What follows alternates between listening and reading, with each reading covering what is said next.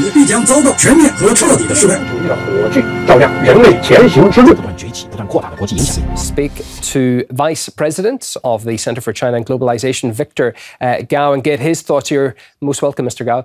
What is behind this sudden decision by Nepal to walk away from the state partnership program?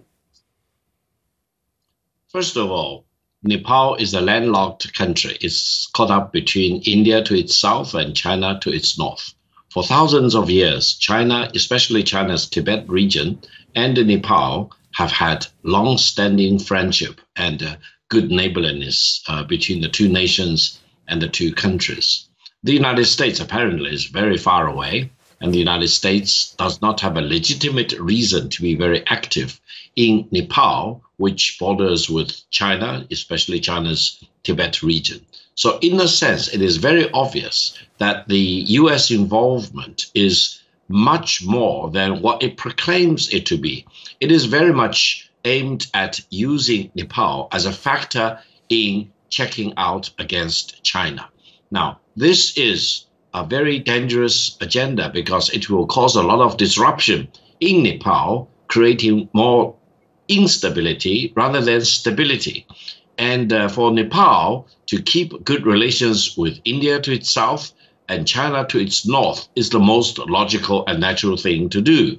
Therefore, I think it is completely wise for the Nepalese government and people, especially in the military, to use this occasion to renounce this particular partnership agreement with the United States and to steer the course back to its more natural neighbors, that's China to the north and India to the south. Now, China's involvement with Nepal is long-standing and very deeply rooted, and it is aimed at broadening connectivity, building up railways, highways, hydropower, educational facilities, you name it, because it is very natural for people on both sides of the Himalayas to further increase their exchanges and good neighborliness between Nepal and the Chinese side. So from the Chinese side, it actually is a good sign that Nepal now renounces this partnership agreement with the United States and is recommitted to further developing long-standing friendship with its neighbor, that is China. We welcome such positive development, and I hope the United States will come back to its senses that it is better taking care of itself, bringing the gun violence to a stop, put a stop to racism, to white supremacy in the United States, rather than venturing out of its border to poke its nose into others' businesses or causing disruption to other countries' good relations between themselves. Western observers, though, have said that essentially what you've described there, Mr. Gao, is that China is just offering more goodies, as it were, than Washington had been doing, and that's why they changed allegiances.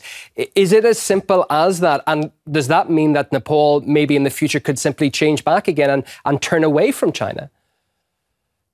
Well, first of all, I will not be surprised if China and Nepal rediscussed their relations and repledged greater forms of cooperation between China and Nepal.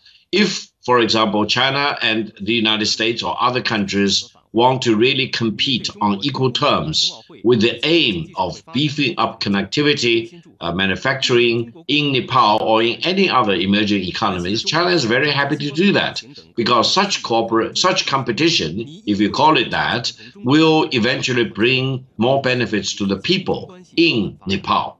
And China will be very open-minded. However, that partnership agreement between the United States and Nepal, which now has been renounced, is not aimed at building up connectivity or creating more benefits for Nepalese. It is more using Nepal as a pawn in the grand game of the United States against China.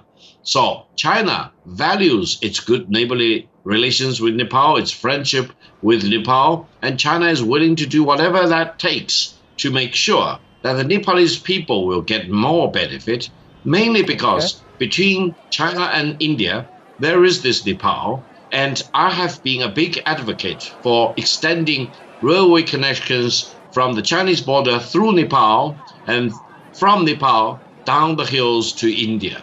So I think a greater connectivity involving Nepal will make greater connectivity between China and India more realistic as a project going forward. Yeah, another aspect we'll be keeping a close eye on. Thank you very much for sharing your views with us live from Beijing. Victor Gao, Vice President of the Center for China and Globalization.